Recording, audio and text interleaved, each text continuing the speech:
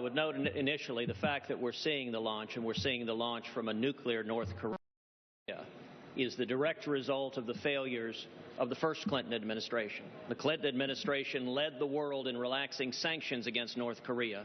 Billions of dollars flowed into North Korea in exchange for promises not to build nuclear weapons. They took those billions and built nuclear weapons.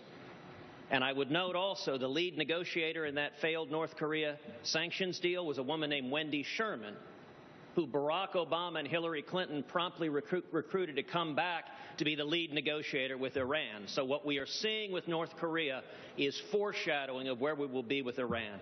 With respect to North Korea and what we should do now, one of the first things we should do is expand our missile defense capacity. We ought to put missile defense interceptors in South Korea. South Korea wants them. And one of the real risks of this launch, North Korea wants to launch a satellite. And one of the greatest risks of the satellite is they would place a nuclear device in the satellite as they would orbit around the Earth, and as it got over the United States, they would detonate that nuclear weapon and set off what's called an EMP, an electromagnetic pulse, which could take down the entire electrical grid on the eastern seaboard, potentially killing millions. We need to harden the grid to defend ourselves, and we need missile defense to protect ourselves against North Korea. Well, let me ask you this.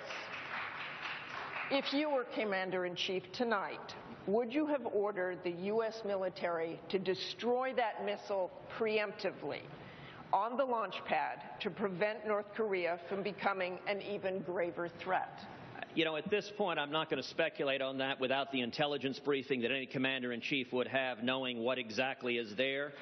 One of the real problems...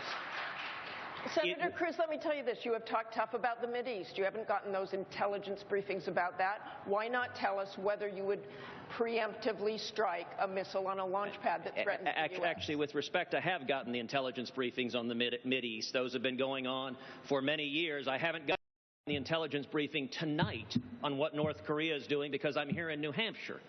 And when you're responding to an immediate incident, you need to know the intelligence of what's occurring. But what I was saying, look, it is qualitatively different dealing with a country once they have nuclear weapons. It's why you prevent them from getting nuclear weapons in the first place, because your hands are somewhat tied once they have nukes. It's why this Iranian nuclear deal is so catastrophic, and it's why I pledged on the very first day in office to rip to shreds this Iranian nuclear deal, so we're not sitting here in 5 years wondering what to do about an Iranian missile launch when they have nuclear weapons. The stakes are too high for that. Okay. Senator Cruz, I will